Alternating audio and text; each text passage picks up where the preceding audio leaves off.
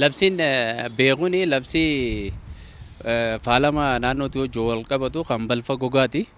Labsii lakkoofsa 1383 muraa 2007 ba'eedha jechuudha. Labsiin kun akka biyyaatti akka federaalaatti ba'ee akka Itoophiyaatti inni kun egaa akka hojiirra ooluuf kallattiin nuuf kenname kanaan dura turtii jahaa dura inisheetiivii mootummaa Itoophiyaatiin labsame hojiirra akka ooluuf kallattiidhaan gama abbaa taayitaa eegumsa naannoo federaalaatiin qophaa'ee jechuudha. Labsiin kun murtaa'ee paarlaamaadhaan mirkanaa'ee dabaree jechuudha. Labsii kana duratti inisheetiivii barabaraan dalagamaa turetu jira. Faalama naannoodhaatii wajji wal qabatee pilaastika irratti, balfa gogaa irratti, balfa dhangala'aa irratti, bishaan irratti, faalama biyyee fi bishaanii irratti akkasuma kan dalagamaa ture. Ji'a jahaaf kan turu inisheetiivii waggaa sadaffaadhaaf bara kana eega jalqabame itti deemaa kan jirruu fi qophii faalama pilaastikaa ammaan tana dhoowwamuu kanaa wajji wal qabatee ji'a jahaaf kanaan dura labsine irraa kaasnee hanga yeroo ammaatti namni pilaastika kana oomishu single use plastic yeroo tokko itti fayyadamanii kan darban kana namni oomishu warri oomishu warshaa isaati irraa kaasii gara filannoo biraatti deemuu akka qaban hubannoon kan namaaf ture jechuudha isaaniifis.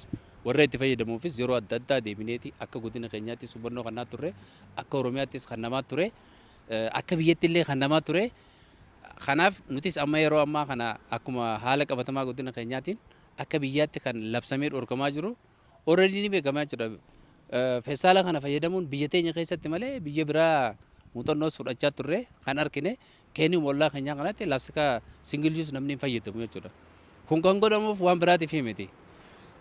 Qulqullina biyyaa eeguudha. Tokko uumamaan biyyeen nuti qabnu kun dachiin teenya tun waan dikoompoos godhuu dandeessutu jira. Humna dikoompoos godhuu biyyeetti ol of qulqulleessuu laggeen keenyaatti ol kan tahan waan namni fedhii isaa guuttachuudhaaf itti fayyadamee gallakkisu naannoo irratti dhiibbaa hamaa kan geessisu qulqullinaanis wal qabatee even oomishaa fi oomishtummaan lafaa akka xiqqaatu taasisuu fi arra fedhii kee guuttachuuf kaati fayyadamtu kun immoo gara fuula duraatti dhaloonni next generation nu duubaan dhufu miidhaa isaaniif miidhaa kayaa deemu ta'a jechuudha. Kanaaf akka biyyaatti murtiin murtaa'ee labsiin kun waan gaariidha jechuudha. Haala qabatamaa godina keenyaattinis kana fudhachuun murteessaadha. Hawaasni keenya hundi kana fudhatee beekee hojiirra oolchuu qaba.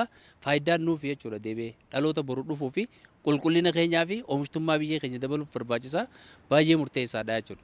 Kanaafis nutis akka haala qabatamaa godina keenyaatti magaalotaa fi aanaalee qabnu hundaaf labsii kana dabarsinee akka isaan of qopheessaa deeman gochaa turre jechuudha.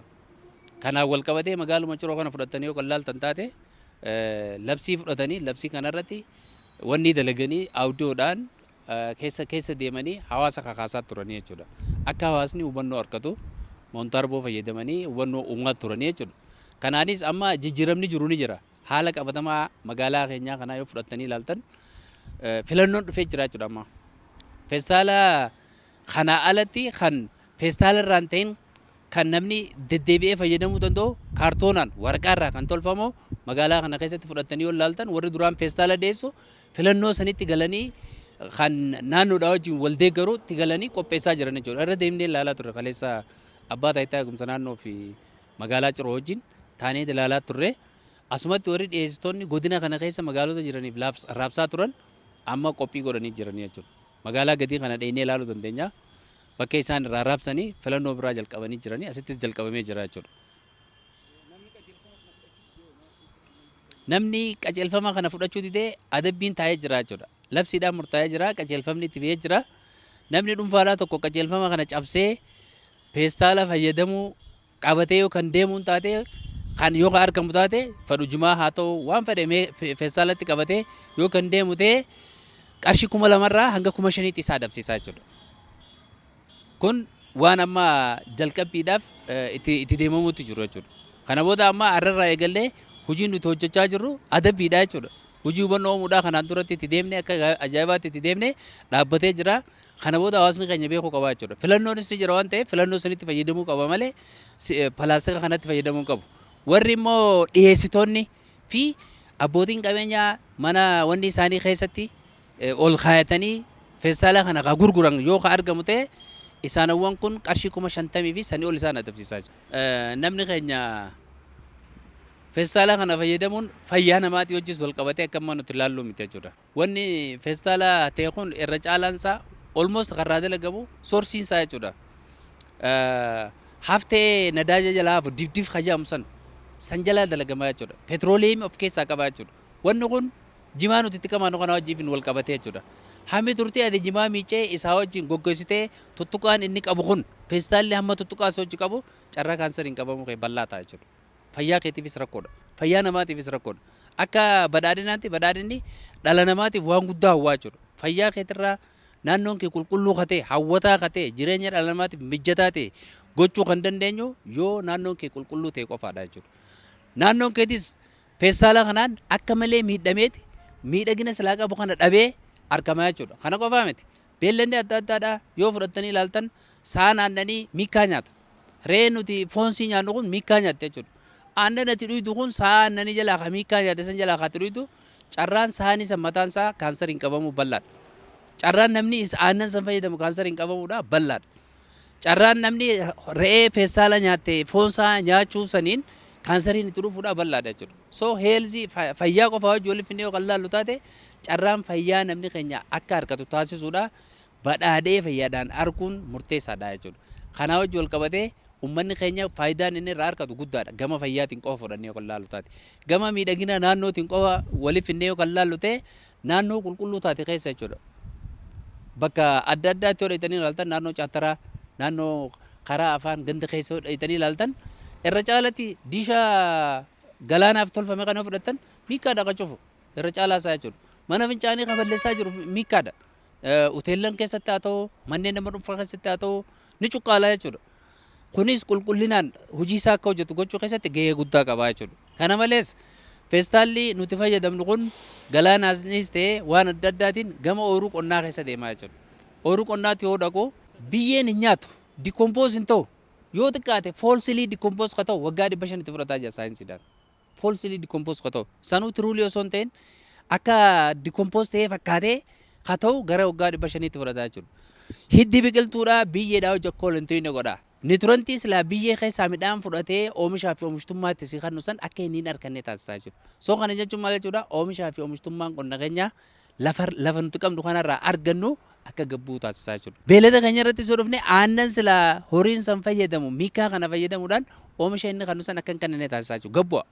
Oomishtummaan isaa aannan inni kannu gabbu'a. Re'ee irratti yoo fudhannee ilaalle miikkaa nyaatte jaa hawaasni keenya yoo fudhattanii ilaaltan naachuraalii ni beekaa jechuudha.